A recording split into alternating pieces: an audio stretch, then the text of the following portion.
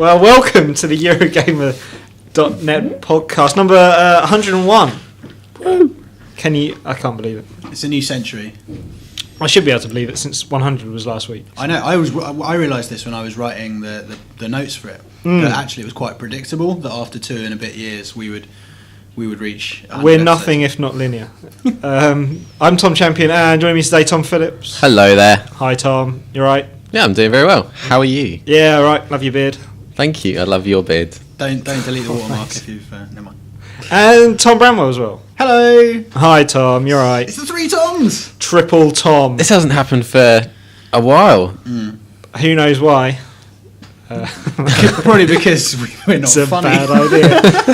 Notice how that ran out of steam very quickly. This is an example of why. Yes. Oh well. Anyway, today we're going to be talking about Mass Effect 3 because the demo is out and about. There's also going to be some Vita chat, I think, and maybe a little Pancake Day chat. If you're very, very lucky. Really? Yeah, maybe.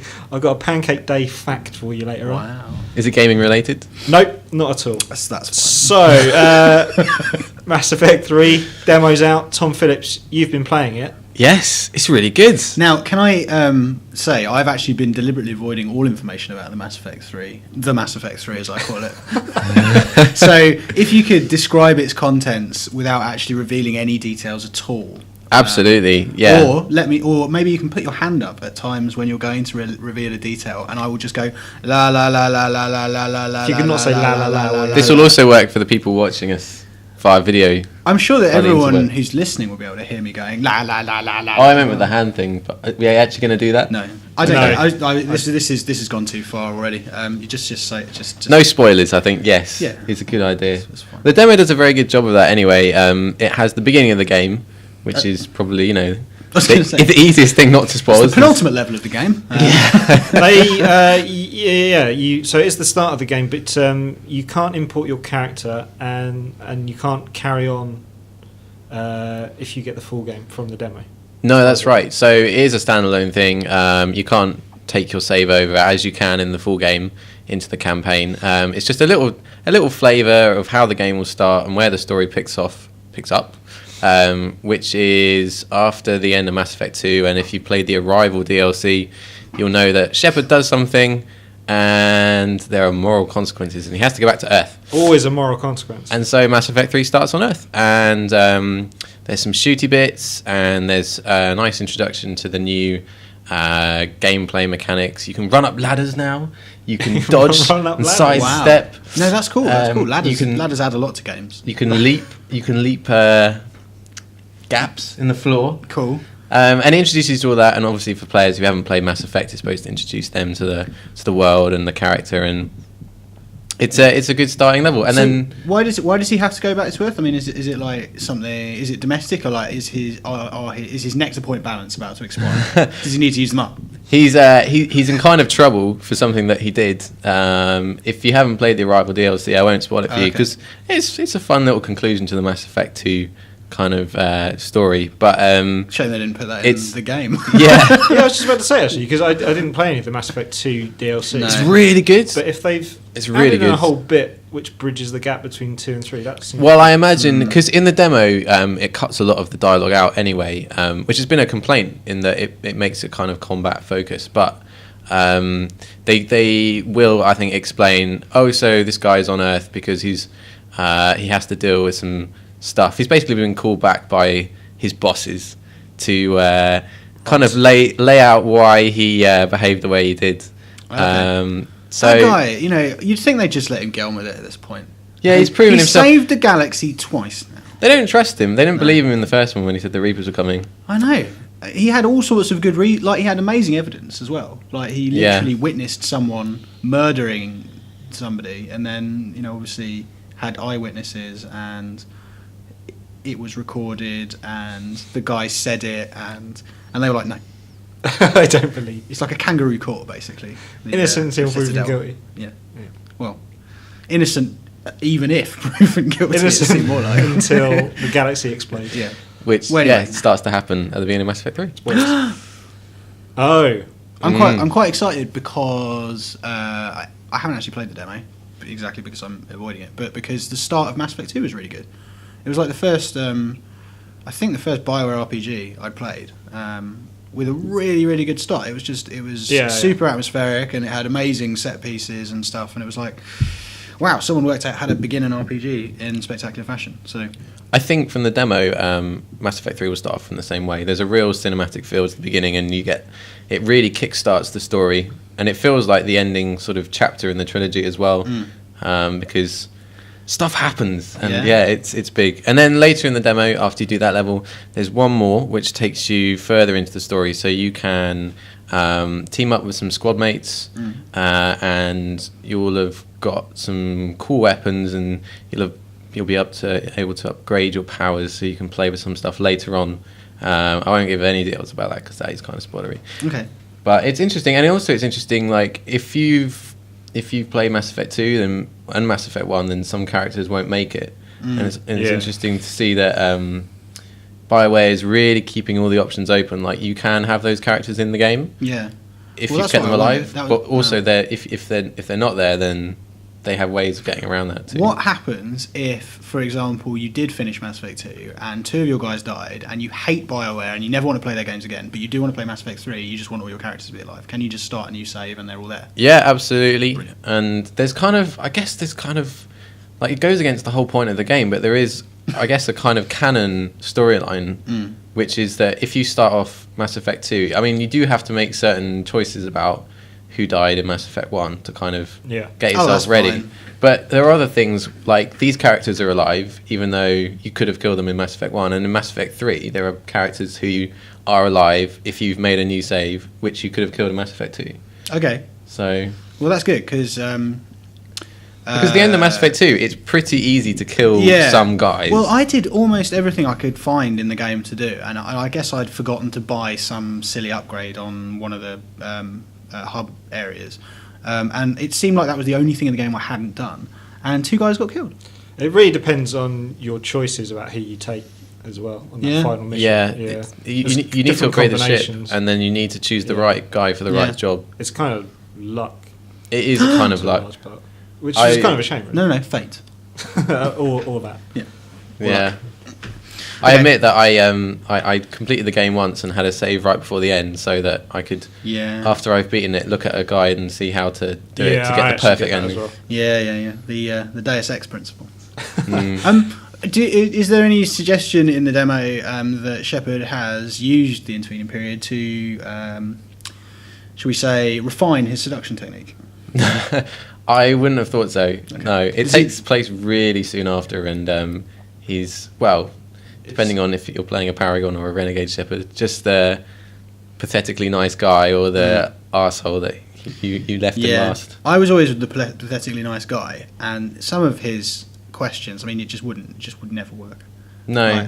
And I felt that the point at which the game's realism in 2 really nosedived was when I was able to pull Miranda. Because it was like, everything up to that point, spaceships, Reapers, all the rest of it, I could just about get on board with. But when Miranda gave it up for very little, I thought that's you do have to work quite hard. I mean, she doesn't give it up to the end of the game. Yeah, but, I didn't... All I really said was, how was your childhood? and then, I went with Baldy.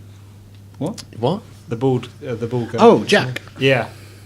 These are kind of... I think it's okay to talk about things that happen in Mass Effect 2 now, isn't it? Oh, probably. Yeah, I mean, that game's like 3 years old. Okay. Well, I suppose people, if they click on this, will see that it's about Mass Effect 3 and may assume that there might be discussion of previous games. Yes.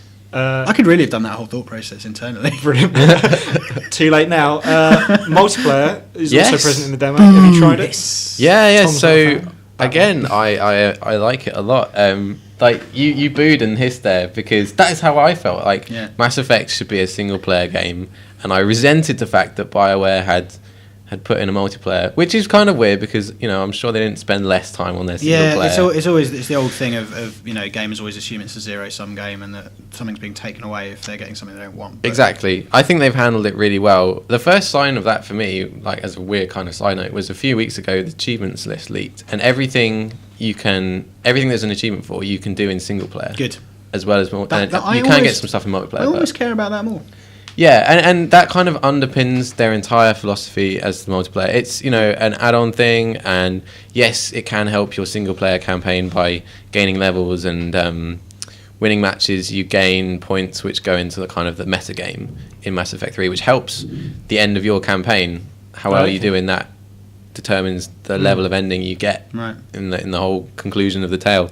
But it's, you know, it's supplementary, and also it's really fun. It's some people described it as a bit like Horde mode in Gears of War. Yeah, it's all team based, so there's no PvP. And yes, Tom Bramwell. Can you seduce your fellow teammates? No. In multiplayer Mass Effect? No. That would be amazing. That would be good. You imagine if you could try. It would be like what's the sort of the verbal jousting in Monkey Island. Yes. Oh, insult sword fights. Yeah, except you fight like a dairy farmer. Yeah, that's how appropriate. You fight like a cow. Hello. No, the closest I got to flirting is when me and another guy tried to take cover on the same wall, and it didn't work. I won, and he tried to punch me. But there's no friendly fire. So. But it's really fun. It's like starts to take on a sort of more euphemistic vibe. Yeah, fire, doesn't it? You know, in between rounds, sometimes when people are just messing about, like you just sort palling of around, you just all start jumping at the same time. Yeah, that's like. There's sort of the camaraderie. Yeah, and that's what it's all about.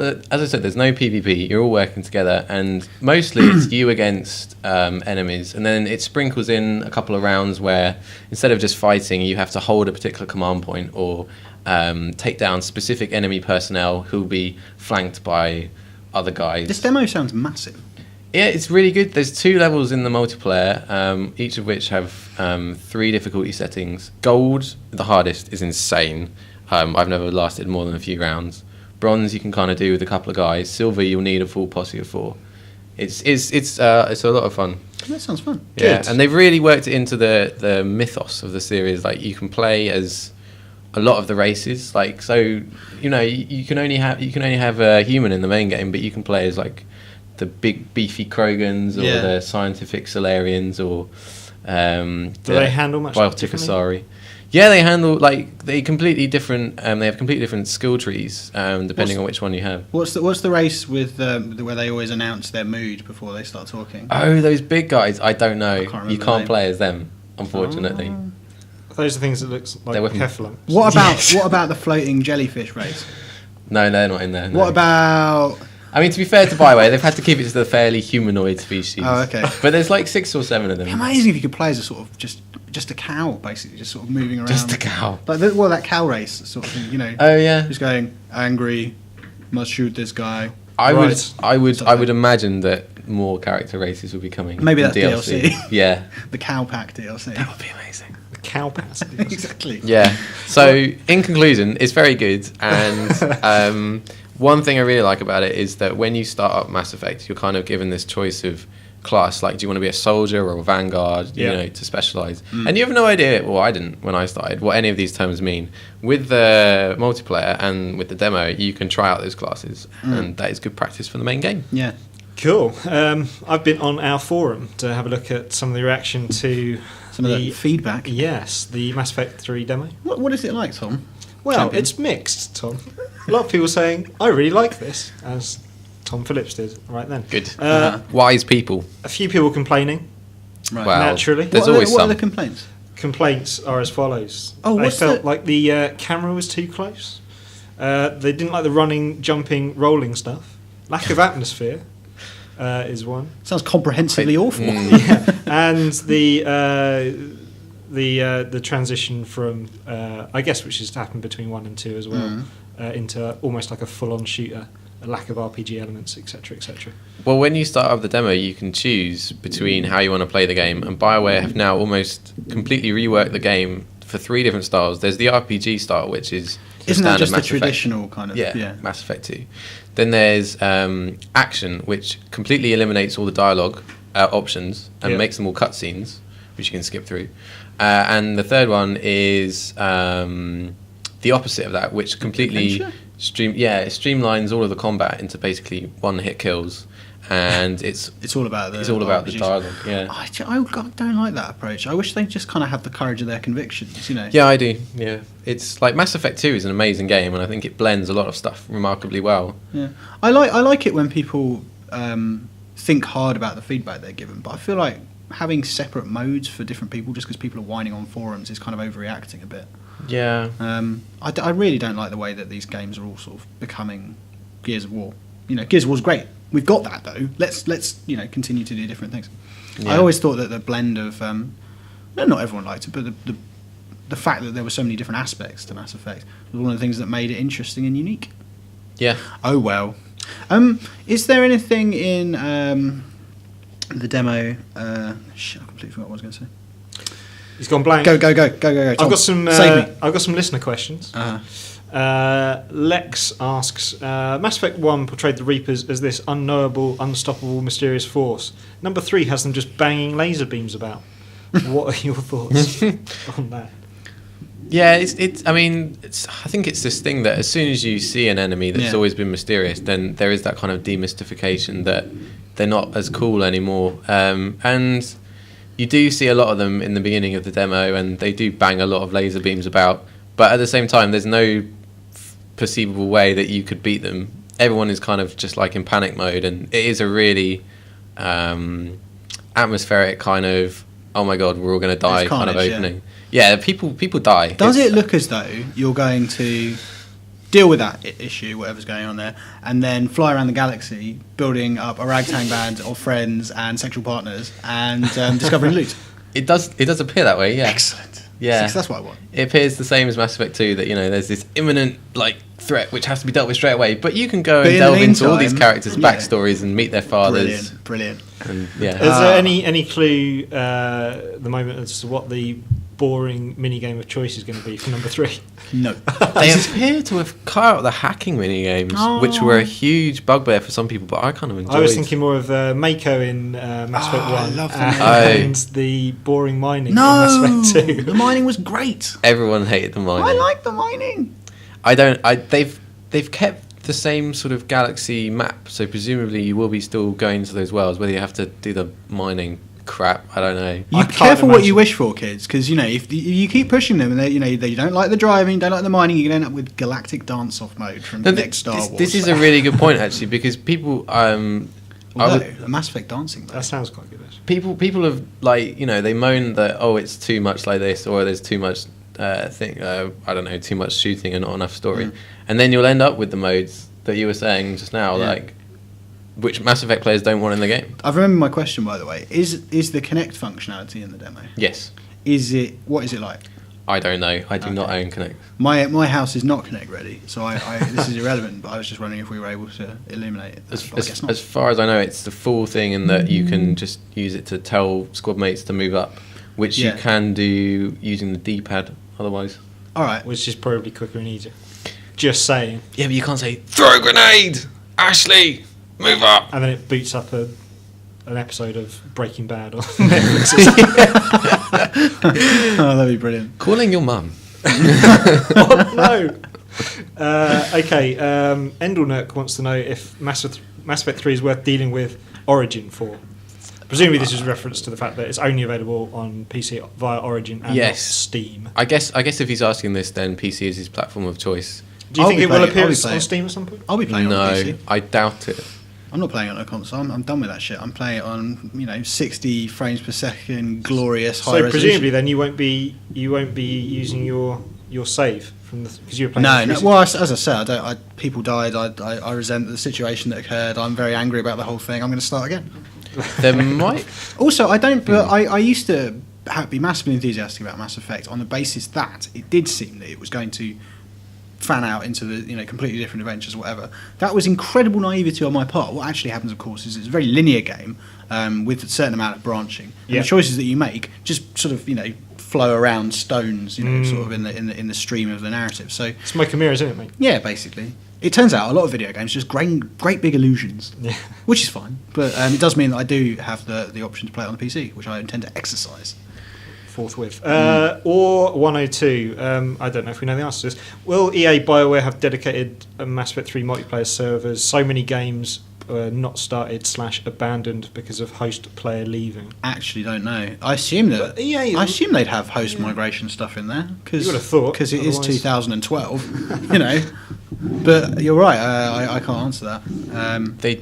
How was your experience with multiplayer? Did you have a lot of abandoned games, or were you always hosting? Or there was a few, but I think there is migration in there. I remember happening. It all runs very, very, very smoothly. If it migrates and they have to put it onto a dedicated server, does it go assuming direct control? No, that would be amazing. Oh no, that's it. It just shows a screen of like your cabin with like a coffee mug steaming. It's like the hourglass. Hot coffee. Yeah. Is there like a sort of hub place that you go between multiplayer bouts? No, it's just a menu. But I should have a bar. But you will spend I thought all of your time barn. fiddling. Barn dance. What? Having barn dance Yes. in between matches. In between matches, you're in this lobby where you can tweak settings, and you will spend all of your time tweaking that because there is a lot to tweak. And like frequently, it takes a long time for everyone to get ready for the next match, but you're you're fine with that. Just having a little yawn. Unrelated. It's not a reflection of the podcast. Nothing to do with the podcast. Right, well... I think that sounds fun. I'm more up for that than I was, and I don't feel anything's been spoiled. Although, obviously, you did talk about the intro to the game, which... and the barn dance. And the barn dance. Spoilers. But that's fine. So, yeah, Mass Effect 3, out in a couple of weeks, we shall see. No, it will be. No, it definitely will be, yeah you're right. Now, PlayStation Vita is out tomorrow. Yes! Oh, it is! In Europe and the Americas, I guess. The Americas. Is that what we're I don't know if saying? South America's included in this. Central America? I don't know. West Mexico, America? no idea. Small town America? With quite an impressive launch lineup, or it's maybe not so much. expansive, Yeah, I think is There's the a way lot. to put it. There's a few good games. I mean, I think the Uncharted game is really good. It obviously is slightly less exciting in terms of visual effects than the PlayStation 3 series, but it's got slightly more gameplay, so I found that compelling. There's the new Lumines, which doesn't really need to be different to the old one. I will still happily play that for hours and hours. Yeah, I've played some other good stuff. Gravity Days we just gave 9 out of 10. I think that's only out in Japan at the moment, but it's I that's think it's a really release date. Motorstorm RC, which costs less than £5 and is sort of like a bit like Micro Machines or Super Off Road or something like that. That looks awesome.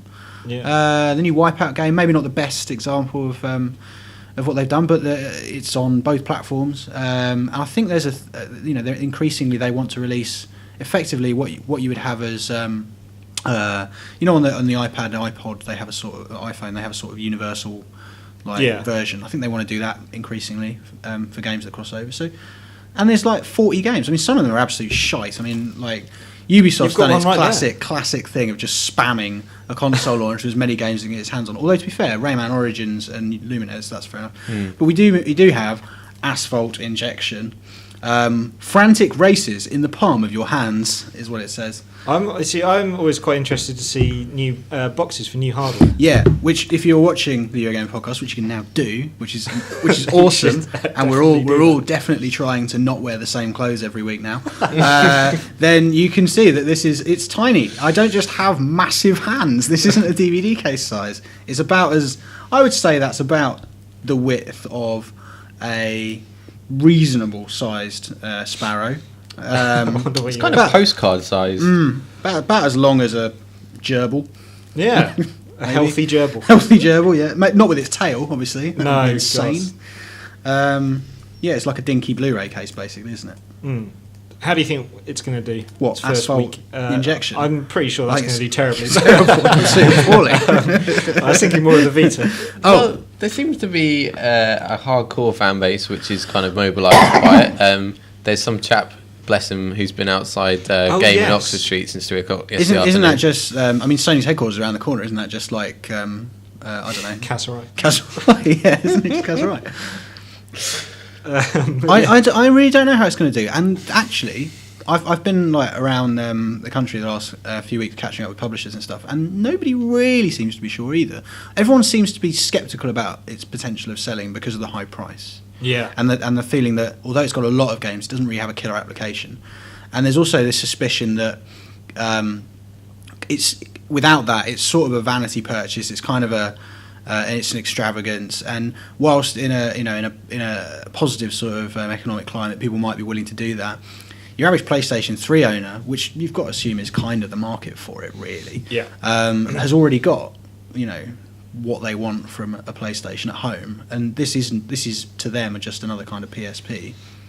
So I think there's a feeling that although they've been very bullish about saying it's going to do really well, it's probably going to do reasonably well to start with, and then it might pick up later. But it's hard to really figure it out. Like if they come through with some amazing software, yeah, right. But I think it's a 3DS situation again, really. I mean, it'll probably sell reasonably well. They'll probably have to cut the price later in the year. Then there'll be some amazing new games, and we'll go from there. Lex wants to know what we're most excited about / looking forward to, or even hopeful for when looking at Vita's future. I hope they keep doing games where you can take your progress with you from the PlayStation 3. Yeah, right. And where you buy one copy of the game and can play it on both, because I think that's really, really cool. Certainly, like I'm reviewing the FIFA game at the moment, and the disappointment there is that it's based on FIFA 11. Yeah, right. And it doesn't really interact with. I mean, I don't think it interacts at all with. I haven't really explored it fully yet, but I don't think it interacts at all with the PlayStation version. And of course, we've all moved on. Like we've been playing FIFA 12 for the last 6 months or whatever. So to go back is really quite limiting. And it would be nicer to see more of that relationship between the two consoles. Doesn't the Marvel vs. Capcom share DLC? So you get Sure, but that's a Wesley game, isn't it? Okay, well, that is a good sign, and more of that in the future would be good. Flippancy aside, that I wasn't aware of. That's actually very cool. I mean, obviously, it would be better if they just put the DLC in the box game and sort of nickel and diming people, but fair enough. Good. What about you, Tom?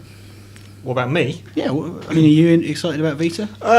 Well, as I think I've said before, I'm not really a handheld gaming guy.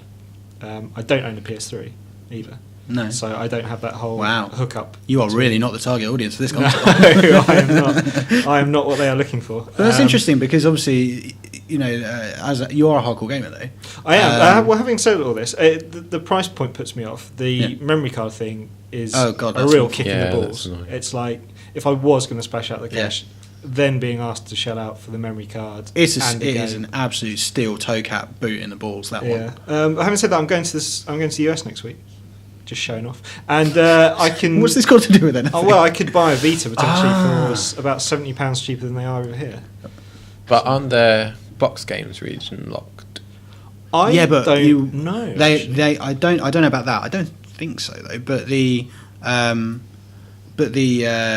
download stuff is. But you can just set it up as a European one and just like stick with a European. This is what we did with the Japanese unit.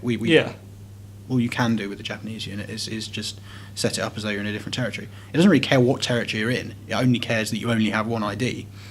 So yeah, you could do that. So I am sort of tempted, but what games would you get if you bought it? I'd get Everybody's Golf.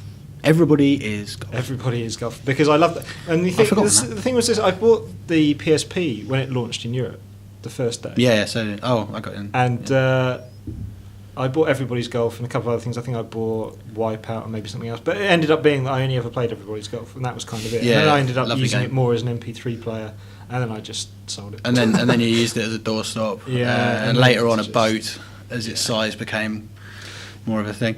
It's interesting that the games that you bought and played at the launch of the PSP are the games that are available for you to buy and play at the launch of the Vita. It's interesting, that, isn't it? It's a shame about that Ridge Racer game. Oh man, I was so disappointed. I couldn't figure out. I haven't read Simon's review yet. I think it's going up today or tomorrow. But I couldn't figure out the Japanese version, which is why we didn't review it from the Japanese. Yeah, okay. It seemed very slight, and the performance was sluggish, and I couldn't work out what the hell it was trying to do with social features. It's very difficult to review Japanese games when you don't speak any Japanese, and you're basically using an online kanji like scribbler thing to try to translate them as you play. Wow. Okay, so we got a couple more reader questions in quickly. Shine wants to know, is the comparison of Vita and iOS price-wise relevant, or does it ignore that they are for completely different demographics?